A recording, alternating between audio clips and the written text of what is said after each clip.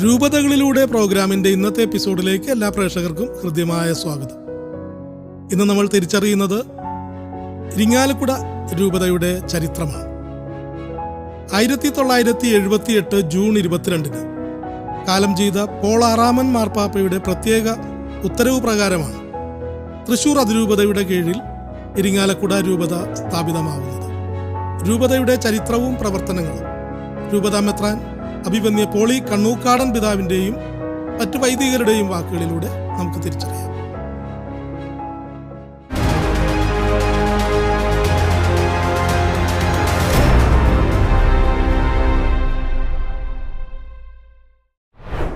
ആയിരത്തി 1978 ജൂൺ 22 ഇരിങ്ങാലക്കുട രൂപത തൃശ്ശൂർ രൂപതയിൽ നിന്ന് വിഭജിച്ച് സ്വതന്ത്രമായിട്ടുള്ള ഒരു രൂപതയായിട്ട് പ്രഖ്യാപിക്കുന്നത്. ആ വർഷം തന്നെ സെപ്റ്റംബർ 10 ഔദ്യോഗികമായിട്ടുള്ള ഉദ്ഘാടനവും അതോടൊപ്പം തന്നെ അഭിവന്യ ജെയിംസ് പിതാവിൻ്റെ മെത്രാഭിഷേകവും സ്ഥാനാരോഹണവും നടക്കുക. യഥാർത്ഥത്തിൽ ഒരു ചരിത്രത്തിലേക്കൊന്ന് കടക്കുന്നത് നല്ലതാണ്. AD 52 മാർത്തോമാ ശ്ലീഹ കൊടുങ്ങല്ലൂർ വന്ന് ഇറങ്ങിയത്. കൊടുങ്ങല്ലൂർ ഭൂപ്രദേശം സ്ഥിതി ചെയ്യുന്ന രൂപതയാണ് ഇരിങ്ങാലക്കുട. AD 52 തോമസ് ലീഹ വന്നിറങ്ങി 7 പള്ളികളൊക്കെ സ്ഥാപിച്ചു. ചരിത്രം അങ്ങനെ പോകുന്നു. ക്നാനായി തൊമ്മൻ വന്നിറങ്ങിയതും ഈ മുസീരീസ് എന്നുള്ള കൊടുങ്ങല്ലൂർ തന്നെയാണ്. അന്നത്തെ കേരളത്തിലെ പ്രധാനപ്പെട്ട ഒരു വ്യാപാര തുറമുഖമായിരുന്നു. ഭാരതത്തിലെ ഏറ്റവും ആദ്യത്തെ രൂപത കൊടുങ്ങല്ലൂർ അതിരൂപതയാണ്. ഈ അതിരൂപത 1886 വരെ നിലവിലുണ്ടായിരുന്നു. 1886 ശേഷം 2 വികാരിയാത്തുകൾ 1887 സ്ഥാപിതമായി. അതാണ് തൃശ്ശൂരും കോട്ടയവും. പിന്നീട് കോട്ടയം മാറി ചങ്ങനാശ്ശേരിയായി. പിന്നീട് രൂപതകൾ വളർന്നു. അപ്പോൾ കൊടുങ്ങല്ലൂർ അതിരൂപത പുനഃസ്ഥാപിക്കണമെന്നുള്ള ആഗ്രഹം തൃശ്ശൂർ വികാരിയാത്തിൽ പിന്നീട് രൂപതയായും അതിരൂപതയായിട്ട് വളർന്ന തൃശ്ശൂർ രൂപതയിലുള്ളവർക്ക് ഉണ്ടായിരുന്നു. അത് മനസ്സിൽ വെച്ചുകൊണ്ട് കുണ്ടുകുളം പിതാവിൻ്റെ നേതൃത്വത്തിൽ നടത്തിയ പരിശ്രമമാണ് കൊടുങ്ങല്ലൂർ രൂപതയെ പുനഃസ്ഥാപിക്കുക. എന്നാൽ കൊടുങ്ങല്ലൂർ 1886 നിർത്തലാക്കിയപ്പോൾ അതൊരു സ്ഥാനീക രൂപതയായിട്ട് ഗോവ രൂപതയ്ക്ക് കൊടുത്തിരുന്നു. അത് ഗോവ രൂപതയുടെ ടൈറ്റിലിൽ അവിടുത്തെ മെത്രാപ്പൊലീത്ത കൊടുങ്ങല്ലൂർ രൂപതയുടെ സ്ഥാനീക ബിഷപ്പും കൂടിയാണ്. അപ്പം അതുകൊണ്ട് അത് ഉടനെ പുനഃസ്ഥാപിക്കുക എളുപ്പമല്ലാത്തതിനാൽ ഇരിങ്ങാലക്കുട രൂപത കൊടുങ്ങല്ലൂർ സ്ഥിതി ചെയ്യുന്ന പ്രദേശമാക്കി മാറ്റി. അങ്ങനെയാണ് ഇരിങ്ങാലക്കുട രൂപത കൊടുങ്ങല്ലൂർ സ്ഥിതി ചെയ്യുന്ന പ്രദേശം ഉൾക്കൊള്ളുന്ന രൂപത രൂപം കൊള്ളുന്നത്. യഥാർത്ഥത്തിൽ ഇരിങ്ങാലക്കുട രൂപത the ക്രേഡിൽ of the Christian faith in India, അതായത് ഭാരതസഭയുടെ പിള്ളത്തൊട്ടിലായിട്ടുള്ള കൊടുങ്ങല്ലൂർ രൂപത സ്ഥിതി ചെയ്യുന്ന രൂപതയാണ്. അതിൻ്റെ ആദ്യത്തെ ബിഷപ്പാണ് അഭിവന്യ ജെയിംസ് പിതാവ്. പുണ്യവാനായിട്ടുള്ള വിശുദ്ധനായിട്ടുള്ള ഒരു മെത്രാൻ, കുടുംബങ്ങളുടെ പിതാവ് എന്നാണ് ഞങ്ങൾ വിശേഷിപ്പിക്കുന്നത്. കുടുംബങ്ങളെ ക്രിസ്തീയമായിട്ടുള്ള ചൈതന്യത്തിലേക്ക് ശക്തിപ്പെടുത്തുവാൻ വളരെയേറെ പരിശ്രമിച്ച ഒരു വ്യക്തിത്വമാണ്. അത് ആത്മീയ തലത്തിൽ ഈശോയുടെ തിരുഹൃദയത്തിനായിട്ട് പൂർണ്ണമായിട്ട് പ്രതിഷ്ഠിക്കപ്പെട്ട രൂപത. ഇരിങ്ങാലക്കുട രൂപതയുടെ മധ്യസ്ഥൻ ഈശോയുടെ തിരുഹൃദയമാണ്. അതുപോലെ തന്നെ എല്ലാം ക്രിസ്തുവിൽ നവീകരിക്കണമെന്നുള്ള ലക്ഷ്യത്തോടുകൂടെ ധാരാളം പ്രാർത്ഥിച്ച് സാമൂഹ്യ പ്രവർത്തനങ്ങൾക്ക് ഊന്നൽ കൊടുത്ത്, വിദ്യാഭ്യാസ പ്രവർത്തനങ്ങൾക്ക് ഊന്നൽ കൊടുത്ത്, അജപാലന ശുശ്രൂഷയ്ക്ക് വളരെ കരുത്ത് കൊടുത്ത്, വൈദികരുടെയും സമർപ്പിതരുടെയും അൽമാരുടെയും ഒക്കെ നല്ല കൂട്ടായ്മ വളർത്തിക്കൊണ്ട് മുന്നോട്ട് പോയ ഒരു മേൽപ്പട്ടക്കാരനാണ് അഭിമന്യ ജെയിംസ് പിതാവ്. പിതാവിൻ്റെ പാവന സ്മരണയെ ഞങ്ങൾ ആദരാഞ്ജലികൾ അർപ്പിക്കുമ്പോൾ അദ്ദേഹത്തിൻ്റെ പുണ്യജീവിതം നമുക്കൊക്കെ വലിയ പ്രചോദനവും മാതൃകയുമാണ്.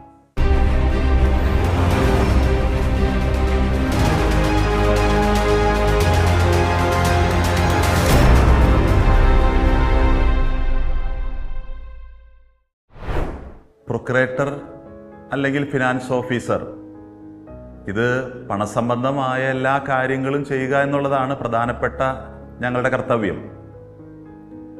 അതിൽ ഏറ്റവും പ്രധാനമായിട്ടും രൂപതയുമായി ബന്ധപ്പെട്ട പണസംബന്ധമായ എല്ലാ കാര്യങ്ങളും കൃത്യതയോടെ ചെയ്യുക എന്നുള്ളതാണ്. പള്ളികളുമായി ബന്ധപ്പെട്ട കണക്കുകൾ, അതുപോലെ തന്നെ ബാങ്കുകളുമായിട്ടുള്ള ബന്ധങ്ങൾ, CA ഓഡിറ്റേഴ്സുമായ ബന്ധങ്ങൾ, ഇതെല്ലാം വളരെ കൃത്യതയോടെ ഞങ്ങൾ ചെയ്തുകൊണ്ടിരിക്കുന്ന കാര്യങ്ങളാണ്. അതോടൊപ്പം തന്നെ രൂപതയിലെ എല്ലാ സ്ഥാപനങ്ങൾ, പ്രസ്ഥാനങ്ങൾ, സംഘടനകൾ, ഇവയുടെയൊക്കെ ഇൻറ്റേർണൽ ഓഡിറ്റിംഗ് വളരെ കൃത്യതയോടെ എല്ലാ വർഷവും ചെയ്തുകൊണ്ടിരിക്കുകയാണ്. അതുപോലെ തന്നെ ഈ പ്രസ്ഥാനങ്ങളുടെയും സംഘടനകളുടെയും സ്ഥാപനങ്ങളുടെയും ട്രൈമന്ത്ലി മീറ്റിങ്ങുകൾ എല്ലാ 3 മാസം കൂടുമ്പോഴും രൂപതാ ഭവനത്തിൽ അത് സംഘടിപ്പിക്കണം. അപ്പോൾ ഇതാണ് ഏറ്റവും പ്രധാനമായ കടമകൾ ഒരു ഫിനാൻസ് ഓഫീസറിൽ നിക്ഷിപ്തമായിരിക്കുന്നത്. ഒരു രൂപതാ ഫിനാൻസ് ഓഫീസർ അദ്ദേഹത്തിൻ്റെ ചുമതലകൾ ഒറ്റയ്ക്ക് ചെയ്തു തീർക്കാനായിട്ട് ഒരിക്കലും സാധ്യമല്ല. അത് ഓരോ രൂപതകളുടെയും അഭിവന്യ പിതാവിൻ്റെ നിർദ്ദേശമനുസരിച്ച് വികാരി ജനറൽ അച്ഛന്മാരുടെ സഹായത്തോടെ മറ്റുള്ള ഫിനാൻസ് കൗൺസിലിൻ്റെയും കൂടെ ഒരു സഹകരണത്തോടെയാണ് ഓരോ രൂപതയിലും പണസംബന്ധമായ കാര്യങ്ങളൊക്കെ മുന്നോട്ട് പോകുന്നത്. അപ്പോൾ അങ്ങനെ തന്നെയാണ് ഇരിഞ്ഞാലക്കുട രൂപതയിലും അഭിവന്യ പിതാവുണ്ട്, വികാരി ജനറൽ അച്ഛന്മാരുണ്ട്, ചാൻസലർ അച്ഛന്മാരുണ്ട്, അതുപോലെ രൂപത ഫിനാൻസ് കൗൺസിലുണ്ട്. ഇവരുടെയൊക്കെ കൃത്യമായ നിർദ്ദേശം ഓരോ പ്രവർത്തനങ്ങൾക്കും ഞങ്ങൾക്ക് ലഭിക്കുന്നുണ്ട്.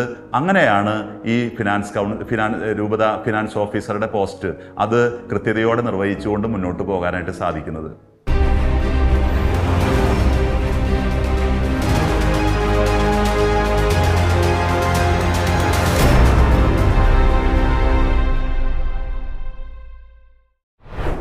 (1978) ജൂൺ 22 പോൾ ആറാമൻ മാർപ്പാപ്പയുടെ ആ പേപ്പൽ ബൂൾ ട്രിച്ചുറിയൻസി എപ്പാർക്കിയൻസി എന്നുള്ള പേരിലുള്ള ആ പേപ്പൽ ബൂൾ പ്രകാരമാണ് ഇരിങ്ങാലക്കുട രൂപതാക്കി തുടക്കമായതും അഭിമന്യ മാർ ജെയിംസ് പഴയാറ്റിൽ പിതാവിനെ പ്രഥമ മെത്രാനായി നിയോഗിച്ചത്.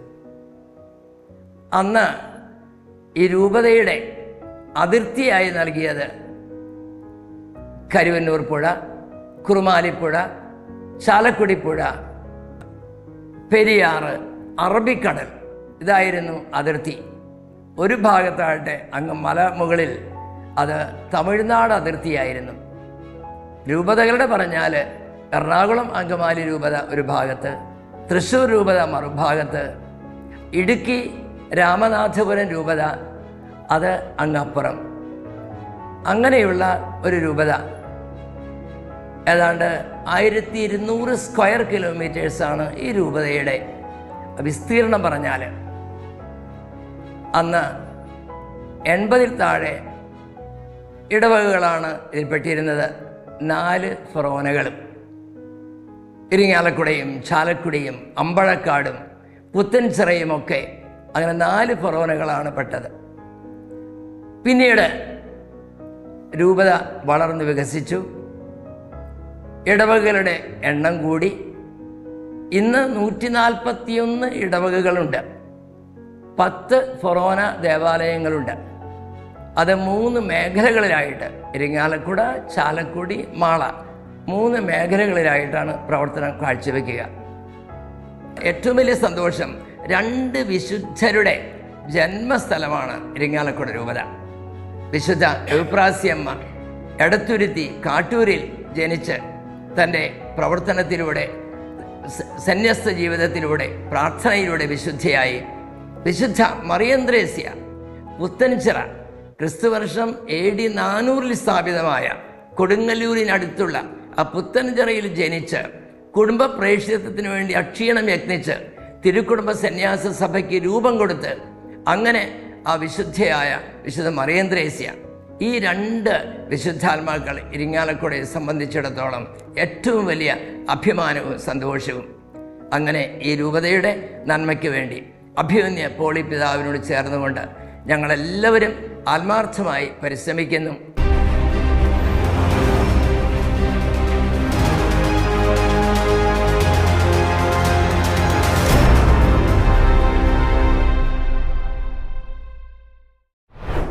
വിദ്യാഭ്യാസ രംഗത്ത് നാളിതുവരെ വളരെ ഉന്നതമായ സ്വാധീനം ചെലുത്താൻ രൂപതയ്ക്ക് കഴിഞ്ഞിട്ടുണ്ട്. 1978 രൂപത സ്ഥാപിതമായപ്പോൾ ചില ഇടവകകളെ കേന്ദ്രീകരിച്ച് ഏതാനും സ്കൂളുകളുണ്ടായിരുന്നു. 1979 അതിനൊരു കോർപ്പറേറ്റ് എഡ്യൂക്കേഷൻ ഏജൻസിയുടെ കീഴിൽ കൊണ്ടുവന്നത്. 38 സ്കൂളുകളാണ് നിലവിൽ ഈ ഏജൻസിയുടെ കീഴിലുള്ളത്. അതിൽ 7 ഹയർ സെക്കൻഡറി സ്കൂളുകളും 8 ഹൈസ്കൂളുകളും ബാക്കിയുള്ള സ്കൂളുകൾ LP UP വിഭാഗത്തിൽ പെടുന്നതാണ്. രൂപതയുടെ ഈ വിദ്യാഭ്യാസ മേഖലയിലുള്ള ഇടപെടലുകൾ വളരെയേറെ സ്വാധീനം സാധാരണക്കാരുടെ ഇടയിൽ ചെലുത്തിയിട്ടുണ്ട്. പ്രത്യേകിച്ച് നമ്മൾ അധ്യാപകരായി നിയമിക്കുന്നവരെ അവർ മെറിറ്റ് അടിസ്ഥാനത്തിൽ മാത്രമാണ് ഇവിടെ നിയമിക്കുക. മറ്റു തരത്തിലുള്ള നിയമനങ്ങൾ ഈ രൂപതയിലില്ല. രണ്ടാമതായി ഇരിഞ്ഞാലക്കുട രൂപതയുടെ എപ്പാർക്കിയൽ അസംബ്ലിക്ക് ശേഷമാണ് യുവജനങ്ങൾക്ക് വേണ്ടി ഒരു സ്ഥാപനങ്ങൾ തുടങ്ങണമെന്നുള്ള വലിയ നിർദ്ദേശം ഉണ്ടായത്. അതിൻ്റെ വെളിച്ചത്തിലാണ് 2002 സഹൃദയ എഞ്ചിനീയറിംഗ് കോളേജ് ആരംഭിക്കുന്നത്. സഹൃദയ എഞ്ചിനീയറിംഗ് കോളേജ് പ്രധാനമായിട്ടും സെൽഫ് ഫൈനാൻസിങ് കോളേജാണ്. ഏകദേശം 2000-ഓളം സ്റ്റുഡൻസാണ് അവിടെ പരിശീലനം നേടുന്നത്. വിവിധ മേഖലകളിലായി BTech, MTech, അതുപോലെ തന്നെ PhD ഈ തലത്തിലുള്ള പരിശീലനങ്ങളാണ് അവിടെ നൽകുന്നത്. 100% പ്ലേസ്മെൻറ്റ് ഉണ്ട് എന്നുള്ളതാണ് ആ കോളേജിൻ്റെ ഒരു പ്രത്യേകത. വീണ്ടും 2012 വന്നു കഴിഞ്ഞപ്പോൾ അഡ്വാൻസ്ഡ് സഹൃദയ അഡ്വാൻസ് കോളേജ് ആരംഭം കുറിക്കുകയുണ്ടായി. അവിടെ ഏകദേശം 2000-ൽ പരം സ്റ്റുഡൻസ് പഠിക്കുന്നുണ്ട്. അവിടെ ആർട്സ് വിഭാഗത്തിൽപ്പെട്ട വിഷയങ്ങളാണ് പ്രധാനമായിട്ട് കൈകാര്യം ചെയ്യുന്നത്. 19 UG പ്രോഗ്രാമുകളും 7 PG പ്രോഗ്രാമുകളുമാണ് അഡ്വാൻസ് കോളേജിൽ ഉള്ളത്. തുടർന്ന് 2016 മൂന്നാമത്തെ സംരംഭമായിട്ട് യുവജനങ്ങൾക്ക് വേണ്ടി ആരംഭിച്ചതാണ് സഹൃദയ MBA കോളേജ്. ഈ MBA കോളേജിൽ നമുക്ക് 120 കുട്ടികളാണ് പഠിക്കുന്നത്. അത് 100% പ്ലേസ്മെൻറ്റ് കൊടുക്കുന്നൊരു സ്ഥാപനമാണ്. ഈ ഒരു വിശേഷമാണ് സഹൃദയ കോളേജുകളെ വ്യത്യസ്തമാക്കുന്നത്. നാലാമത്തെ സംരംഭം എന്ന് പറഞ്ഞു കഴിഞ്ഞാൽ ഉന്നത പരിശീലനത്തിന് വേണ്ടി പ്രത്യേകിച്ച് PSC കോച്ചിങ്, അതുപോലെ തന്നെ IAS കോച്ചിങ്, അങ്ങനെയുള്ള കോച്ചിങ് സെൻറ്റർ പോലെ ലൂമൻ അക്കാഡമി ആരംഭിക്കുകയുണ്ടായി. അതും വളരെ നല്ല രീതിയിലാണ് പ്രവർത്തനങ്ങൾ കൊണ്ടുപോകുന്നത്. അങ്ങനെ സഹൃദയയുടെ കീഴിൽ തന്നെ 4 പ്രസ്ഥാനങ്ങളാണ് ഉള്ളത്. ഉന്നത വിദ്യാഭ്യാസ മേഖലയിൽ നിർണായകമായ സ്വാധീനം ഈ 4 പ്രസ്ഥാനങ്ങളും വഹിക്കുന്നുണ്ട്. കാലിക്കറ്റ് യൂണിവേഴ്സിറ്റിയിൽ അഡ്വാൻസ് കോളേജാണെങ്കിൽ കായിക രംഗത്തും കലാരംഗത്തും 3-ാം സ്ഥാനം അലങ്കരിക്കുന്നുണ്ട്. അതുപോലെ തന്നെ എഞ്ചിനീയറിംഗ് കോളേജാണെങ്കിൽ ഓട്ടോണമസ് പദവിയിലേക്ക് ഈ കഴിഞ്ഞ 24-ാം തീയതി ഉയർത്തപ്പെടുകയുണ്ടായി. അഡ്വാൻസ് കോളേജാണെങ്കിൽ NAC അക്രഡിറ്റേഷൻ്റെ A ഗ്രേഡോടുകൂടെ ഈ കഴിഞ്ഞ ദിവസങ്ങളിൽ അംഗീകാരം ലഭിക്കുകയുണ്ടായി. അത് ഓട്ടോണമസ് പദവിയിലേക്കുള്ള ഒരു പ്രയാണത്തിലാണ്. അതുപോലെ തന്നെ ടീച്ചേഴ്സ് ട്രെയിനിങ് പ്രോഗ്രാമിൻ്റെ ഭാഗമായി മാളയിൽ 1995 ആരംഭം കുറിച്ചതാണ് മാള ജീസസ് BEd കോളേജ്. അവിടെ നമുക്ക് ഏകദേശം 100 കുട്ടികളെയാണ് പരിശീലിപ്പിക്കുന്നത്. അതും മികവിൻ്റെ വലിയൊരു അധ്യായം തുറന്ന കോളേജാണ്. ഇത്രയാണ് ഞങ്ങളുടെ വിദ്യാഭ്യാസ മേഖലയിലുള്ള പ്രസ്ഥാനങ്ങൾ. കൂടാതെ മെഡിക്കൽ മേഖലയിൽ സെൻറ്റ് ജെയിംസ് ആശുപത്രിയുമായി ബന്ധപ്പെട്ടുകൊണ്ട് BSc nursing, general nursing, D.Pharm, B.Pharm ആ തലത്തിലുള്ള കോളേജുകളും പ്രവർത്തിക്കുന്നുണ്ട്. അതും മികവിൻ്റെ പര്യായങ്ങളാണ്. പ്രത്യേകിച്ച് അറിവ് തലത്തിലേക്ക് ഒരു പുതിയ തലമുറയെ വാർത്തെടുക്കുന്ന വലിയൊരു മിഷനാണ് ഇരിങ്ങാലക്കുട രൂപത ഇതിലൂടെ നയിക്കുന്നത്. ഇതിൻ്റെ എല്ലാം ചെയർമാനായി ഞങ്ങൾ അഭിവന്യ ഒളിപ്പിതാവാണ് മുമ്പിൽ നിന്ന് നയിക്കുന്നത് എന്നുള്ള കാര്യം സന്തോഷത്തോടെ അറിയിക്കുകയാണ്.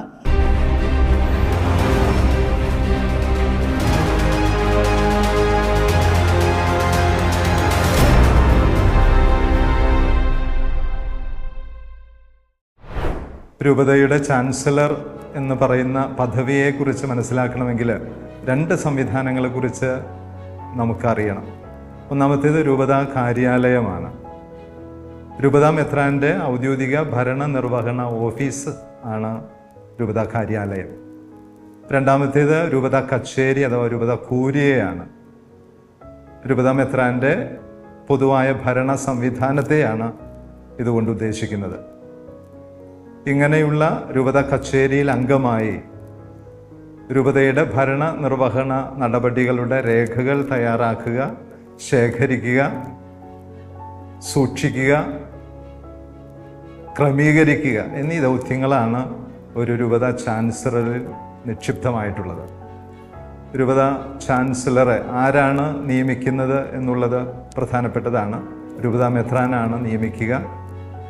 രൂപത മെത്രാൻ്റെ സ്വതന്ത്രമായ നിയമനമാണത്. കാരണം രൂപത മെത്രാൻ്റെയും രൂപതയുടെയും നിർദ്ദേശങ്ങളും തീരുമാനങ്ങളും ഔദ്യോഗികമായിട്ട് പുറപ്പെടുവിക്കേണ്ട വ്യക്തിയാണ് രൂപത ചാൻസലർ. അതുകൊണ്ട് തന്നെ നിയമിക്കാനും ഏത് സമയത്ത് വേണമെങ്കിലും തലസ്ഥാനത്ത് നിന്ന് മാറ്റാനും രൂപത മെത്രാന് അധികാരമുണ്ട്. രൂപത മെത്രാൻ്റെ നിർദ്ദേശാനുസരണം അല്ലെങ്കിൽ മെത്രാൻ്റെ പ്രതിനിധികളായിട്ടുള്ള വികാരി ജനാളച്ചന്മാരുടെ നിർദ്ദേശാനുസരണം ഔദ്യോഗികമായ റിപ്പോർട്ടുകൾ തയ്യാറാക്കുക, രേഖകൾ തയ്യാറാക്കുക എന്നീ കടമകളാണ് രൂപത ചാൻസലർ നിർവഹിക്കുക. രൂപത ചാൻസലറുടെ ഓഫീസ് സംവിധാനമാണ് ചാൻസറി എന്ന് അറിയപ്പെടുന്നത്. ചാൻസലറും വൈസ് ചാൻസലറുമൊക്കെ ഔദ്യോഗികമായി ഉദ്യോഗവശാൽ നോട്ടറിമാരാണ്. ഇപ്പോൾ റിപ്പോർട്ടുകളും രേഖകളൊക്കെ തയ്യാറാക്കി അവർ കൂടെ സാക്ഷ്യപ്പെടുത്തുമ്പോഴാണ് നിയമപരമായിട്ട് ഓരോ രേഖയും ഔദ്യോഗികമായിട്ട് മാറുന്നത്. ഈ ചാൻസറിയോട് ചേർന്ന് എപ്പോഴും ഒരു രൂപത രേഖാലയം ആർക്കൈവ്സ് ഉണ്ടാകാറുണ്ട്. അപ്പോൾ ഈ ആർക്കൈവ്സിൻ്റെ സൂക്ഷിപ്പുകാരൻ എന്ന് പറയുന്നത് രൂപത ചാൻസലറാണ്. എന്ന് വെച്ചാൽ രൂപത രേഖാലയത്തിൽ നിന്നും യാതൊരു രേഖകളും രൂപത ചാൻസലർ അറിയാതെ പുറത്ത് പോകരുതെന്നാണ്. അതുപോലെ അതിൻ്റെ ഔദ്യോഗികമായ കീകളും രൂപത മെത്രാനും ചാൻസലർ അച്ഛനുമാണ് സൂക്ഷിക്കുക. രൂപത ചാൻസലറിയിലും രേഖാലയത്തിലും സഹായിക്കാനായിട്ട് സെക്രട്ടറിമാരായിട്ടും ആർക്കൈവ്സ് അസിസ്റ്റൻ്റായിട്ടുമൊക്കെ ബഹുമാനപ്പെട്ട സിസ്റ്റേഴ്സ് സേവനം ചെയ്യുന്നുണ്ട്. അങ്ങനെ എല്ലാവരുടെയും പൊതുവായ സഹകരണത്തോടെ കൂട്ടായ്മയോടുകൂടെയാണ് ഒരു രൂപത കാര്യാലയ സംവിധാനം മുന്നോട്ട് പോകുക.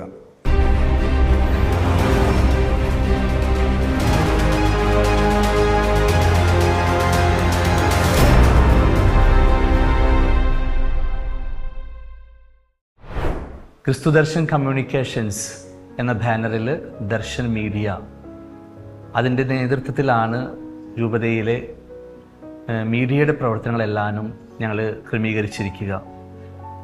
പ്രധാനമായിട്ടും ഞങ്ങളുടെ ലക്ഷ്യം ഇരിങ്ങാലക്കുട രൂപതയിലെ എല്ലാ കുടുംബങ്ങളിലേക്കും അനുദിനം രക്ഷയുടെ വചനത്തിൻ്റെ സന്ദേശം എത്തിക്കുക. രൂപതയെ സംബന്ധിച്ച രൂപതയുടെ പ്രവർത്തനങ്ങൾ എല്ലാവരെയും അറിയിക്കുക. രൂപത ചെയ്തുകൊണ്ടിരിക്കുന്ന ജീവകാരുണ്യ പ്രവർത്തനങ്ങൾ ലോകത്തിൻ്റെ മുമ്പിൽ പ്രകാശമായിട്ട് എടുത്തു കാണിക്കുക. ഇത്തരം ലക്ഷ്യങ്ങളോട് കൂടിയിട്ട് രൂപതയുടെ മീഡിയ പ്രവർത്തനങ്ങൾ ആരംഭിച്ചിട്ട് 16 വർഷങ്ങൾ പിന്നിടുകയാണ്. ദർശൻ മീഡിയ എന്നൊരു യൂട്യൂബ് ചാനലിലൂടെ തികച്ചും സെക്കുലറായിട്ടുള്ള വിഷയങ്ങൾ ജാതിമത ഭേദമന്യേ എല്ലാവർക്കും ഈ രക്ഷയുടെ സന്ദേശം അറിയിക്കാനായിട്ടുള്ളൊരു ശ്രമം ഞങ്ങൾ നടത്തുന്നുണ്ട്. ക്രിസ്തുദർശൻ കമ്മ്യൂണിക്കേഷൻസ് എന്ന യൂട്യൂബ് ചാനലിലൂടെ വിശ്വാസ സംബന്ധമായിട്ടുള്ള കാര്യങ്ങൾ പ്രത്യേകിച്ച് വിശ്വാസികളിലേക്ക് എത്തിക്കാനായിട്ടുള്ള ശ്രമമാണ് ഞങ്ങൾ നടത്തുക. നമുക്കറിയാം, ഇന്ന് പല പ്രതികൂല സാഹചര്യങ്ങളുണ്ട്. വിശ്വാസത്തെ സംബന്ധിച്ച ചില തർക്ക വിഷയങ്ങളുണ്ട്. വിശ്വാസത്തിന് നേരിടുന്ന വെല്ലുവിളികളുണ്ട്. വളരെ കാലോചിതമായിട്ട് തക്ക സമയത്ത് ഇടപെടുക, ഉത്തരങ്ങൾ നൽകുക, അതാണ് ക്രിസ്തുദർശൻ കമ്മ്യൂണിക്കേഷൻസ് എന്ന യൂട്യൂബ് ചാനലിലൂടെ ഞങ്ങൾ ചെയ്യുക. അത് ഷോർട്ട് ഫിലിംസിലൂടെയും നല്ല വചന പ്രഘോഷണങ്ങളിലൂടെയും രൂപതയുടെ നേതൃത്വത്തിൽ നടന്നുകൊണ്ടിരിക്കുന്ന വ്യത്യസ്തമായിട്ടുള്ള രൂപത പ്രവർത്തനങ്ങളുടെയും രൂപതയുടെ ആഘോഷങ്ങളും എല്ലാം എല്ലാ കുടുംബങ്ങളിലേക്കും എല്ലാ വിശ്വാസികളിലേക്കും എത്തിക്കാനായിട്ടുള്ള ഒരു എളിയ ശ്രമമാണ് ക്രിസ്തുദർശൻ കമ്മ്യൂണിക്കേഷൻസ് യൂട്യൂബ് ചാനലിലൂടെ ഞങ്ങൾ ചെയ്യുക. എന്നാൽ ദർശൻ മീഡിയ രൂപതയുടെ ഒരു മുഖം എല്ലാവരിലേക്കും എത്തിക്കാനായിട്ട് ശ്രമിച്ചുകൊണ്ടിരിക്കുകയാണ്. അതിൽ എല്ലാവരും പങ്കെടുക്കാറുണ്ട്. വ്യത്യസ്തമായിട്ടുള്ള മൂല്യങ്ങളിൽ അധിഷ്ഠിതമായിട്ടുള്ള പ്രത്യേകിച്ച് ക്രൈസ്തവ മൂല്യങ്ങൾ എല്ലാ മനുഷ്യർക്കും സ്വീകാര്യമാകുന്ന രീതിയിൽ ഞങ്ങൾ അവതരിപ്പിക്കാനായിട്ടാണ് ശ്രമിക്കുക. ചെറിയ ഷോർട്ട് ഫിലിംസ്, ആനുകാലികമായിട്ടുള്ള വിഷയങ്ങൾ അവതരിപ്പിക്കുക, രൂപത തലത്തിൽ ചെയ്യുന്ന വ്യത്യസ്തമായിട്ടുള്ള എല്ലാവരെയും ആകർഷിക്കുന്ന പ്രോഗ്രാംസുകൾ അത് സംപ്രേഷണം ചെയ്യുക തുടങ്ങിയ പ്രവർത്തനങ്ങളാണ് ഞങ്ങൾ ചെയ്യുക.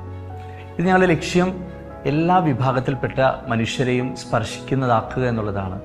അതിൽ വാർദ്ധക്യത്തിലായിരിക്കുന്നവർക്ക് വേണ്ട പ്രോഗ്രാംസുകളുണ്ട്, അമ്മമാരെ ലക്ഷ്യം വെച്ചുകൊണ്ടുള്ള പ്രോഗ്രാംസുകളുണ്ട്, കുടുംബങ്ങളിലായിരിക്കുന്നവർക്ക് വേണ്ടിയിട്ടുള്ള ചില പ്രത്യേക ആരോഗ്യ പരിശീലന പരിപാടികളുണ്ട്, വിശ്വാസ പരിശീലന ക്ലാസ്സുകൾ ഞങ്ങൾ സംഘടിപ്പിക്കാറുണ്ട് എന്ന് തുടങ്ങി യുവജനങ്ങളെ പ്രത്യേകിച്ച് അവർക്ക് നല്ലൊരു ദിശാബോധം നൽകുന്ന തരത്തിൽ കരിയർ ഗൈഡൻസുകൾ ഞങ്ങൾ സംഘടിപ്പിക്കാറുണ്ട് എന്ന് തുടങ്ങി ഒരു സമഗ്രമായിട്ടുള്ള ഒരു വികസനം, സമഗ്രമായിട്ടുള്ള ഒരു പരിശീലനം എല്ലാ മനുഷ്യരിലേക്കും എത്തിക്കാനായിട്ടുള്ള വളരെ എളിമയോടുകൂടിയിട്ടുള്ള വളരെ എളിയ ശ്രമമാണ് ഇരിങ്ങാലക്കുട രൂപത ഈ മീഡിയ പ്രവർത്തനങ്ങളോട് ചെയ്യുക. അതിനു വേണ്ടിയിട്ട് ഞങ്ങൾക്ക് ഇരിങ്ങാലക്കുട ബിഷപ്സ് ഹൗസിനോട് ചേർന്ന് പ്രവർത്തിക്കുന്ന വിദ്യാജ്യോതി വിശ്വാസ പരിശീലന കേന്ദ്രത്തിൻ്റെ കോംപ്ലക്സിൽ ഒരു സ്റ്റുഡിയോ തന്നെ പ്രവർത്തിക്കുന്നുണ്ട്. അവിടെ ഓഡിയോ റെക്കോർഡിംഗ് ചെയ്യാനുള്ള സംവിധാനങ്ങളുണ്ട്, വീഡിയോ ലൈവായിട്ട് റെക്കോർഡിംഗ് ചെയ്യാനുള്ള സംവിധാനങ്ങളുണ്ട്. അങ്ങനെ ആനുകാലികമായിട്ടുള്ള കാര്യങ്ങൾ ചർച്ചകളിലൂടെ സംഘടിപ്പിക്കാൻ വേണ്ടിയിട്ടുള്ള പ്രവർത്തനം ഞങ്ങൾ നടത്താറുണ്ട്. മാത്രമല്ല വർഷത്തിൽ പലതവണ ഏകദേശം വീഡിയോ എഡിറ്റിംഗ് വർക്ക്ഷോപ്പുകൾ നമ്മൾ സംഘടിപ്പിക്കാറുണ്ട്. യുവജനങ്ങൾക്ക് പ്രത്യേകിച്ച് ഈ സാമൂഹിക മാധ്യമങ്ങളിൽ ഏറ്റവും എളുപ്പത്തിൽ നല്ല സന്ദേശങ്ങൾ കൈമാറാൻ വേണ്ടിയിട്ട് അവരെയെല്ലാം പങ്കെടുപ്പിക്കാനും പരിശീലിപ്പിക്കാനുമായിട്ടുള്ള ശ്രമങ്ങൾ ക്ലാസ്സുകളിലൂടെയും വർക്ക്ഷോപ്പുകളിലൂടെയും ദർശൻ മീഡിയയുടെ നേതൃത്വത്തിൽ ചെയ്യാറുണ്ട്. അങ്ങനെ വളരെ കാലികമായിട്ട് വേഗതയിൽ ചടുലമായിട്ട് എല്ലാ കാര്യങ്ങളും പ്രത്യേകിച്ച് ക്രൈസ്തവ വിശ്വാസ സംബന്ധമായ കാര്യങ്ങൾ, സഭയെ സംബന്ധിച്ച വാർത്തകൾ, സഭാ സംബന്ധമായിട്ടുള്ള കാര്യങ്ങൾ, വിശ്വാസ സംബന്ധമായിട്ടുള്ള കാര്യങ്ങൾ, സാമൂഹികമായിട്ട് നിലനിൽക്കുന്ന അല്ലെങ്കിൽ പ്രതികരിക്കേണ്ടതായിട്ടുള്ള സംഗതികൾ എല്ലാം എപ്പോഴും വേഗതയോട് കൂടിയിട്ട് ജനങ്ങളിലേക്ക് എത്തിക്കാനായിട്ടുള്ള ഒരു ശ്രമമാണ് ഇരിങ്ങാലക്കുട രൂപത ദർശൻ മീഡിയയുടെയും ക്രിസ്തുദർശൻ കമ്മ്യൂണിക്കേഷൻസിൻ്റെയും നേതൃത്വത്തിൽ ചെയ്തുകൊണ്ടിരിക്കുന്നത്.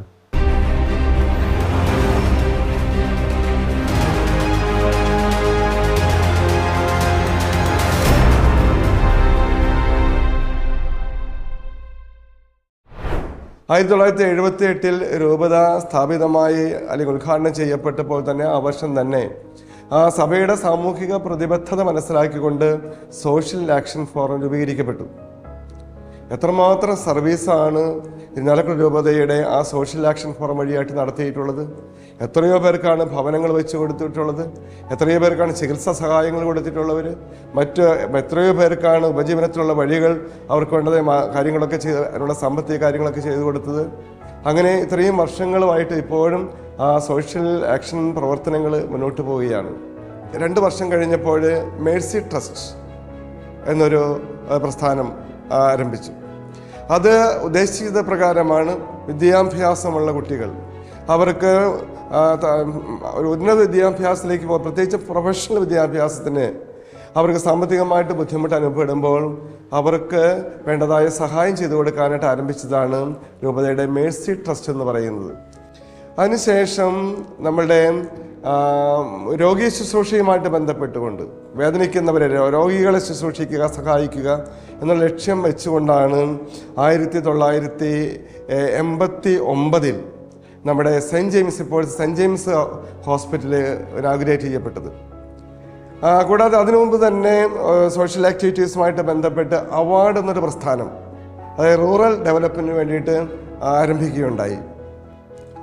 2010 ഇരിഞ്ഞാലക്കുട രൂപതയുടെ പ്രഥമ മെത്രാനായിട്ടുള്ള അഭിമന്യ മാർ ജെയിംസ് പടിയാറ്റിൽ പിതാവ് റിട്ടയർ ചെയ്തപ്പോൾ പുതിയ പിതാവ് പോളി കണ്ണുക്കാട് ഇപ്പോഴത്തെ പിതാവ് സ്ഥാനമേറ്റു.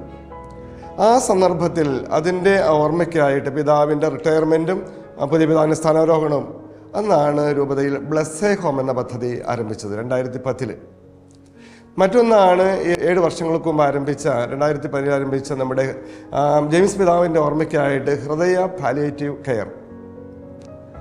ഈ രൂപത, ഇരിഞ്ഞാലക്കുട രൂപതയുടെ അതിർത്തിയിൽ ഒരു 1400-1500 വീടുകളിൽ ഇതായി പാലിയേറ്റീവ് കെയർ പ്രവർത്തനങ്ങളുമായിട്ട് അതിൻ്റെ ബഹുമാനപ്പെട്ട അച്ഛന്മാർ കടന്നു ചെന്നിട്ടുണ്ട്. കൂടാതെ പാലിയേറ്റീവ് കെയറിൻ്റെ ആ കീഴിൽ ഒരു ഹോസ്പീസ് സെൻ്റർ കൂടി ആരംഭിച്ചു പേരാമ്പ്രയിൽ.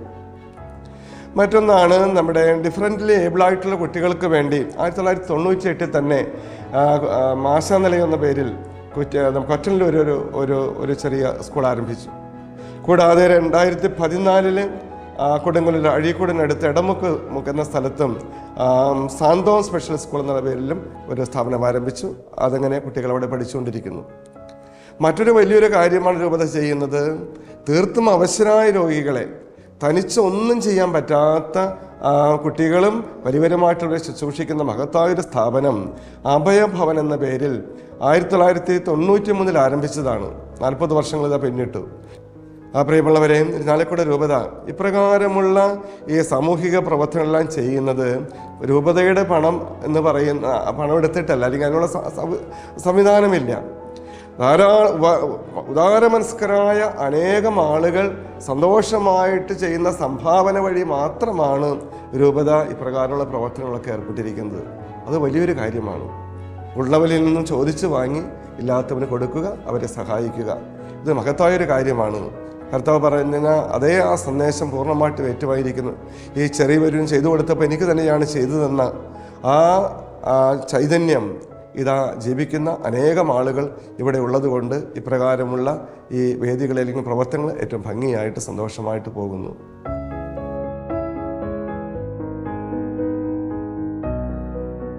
നമ്മൾ ഇതുവരെ കണ്ടതും കേട്ടതും സീറോ മലബാർ സഭയിലെ ഇരിങ്ങാലക്കുട രൂപതയുടെ ചരിത്രവും പ്രവർത്തനങ്ങളുമാണ്. ഈ എപ്പിസോഡ് ഇവിടെ അവസാനിക്കുന്നു. അടുത്ത ആഴ്ച മറ്റൊരു രൂപതയുടെ ചരിത്രവിശേഷങ്ങളുമായി കണ്ടുമുട്ടാം. ഇതേ ദിവസം ഇതേ സമയം. അതുവരെ കാത്തിരിക്കുക.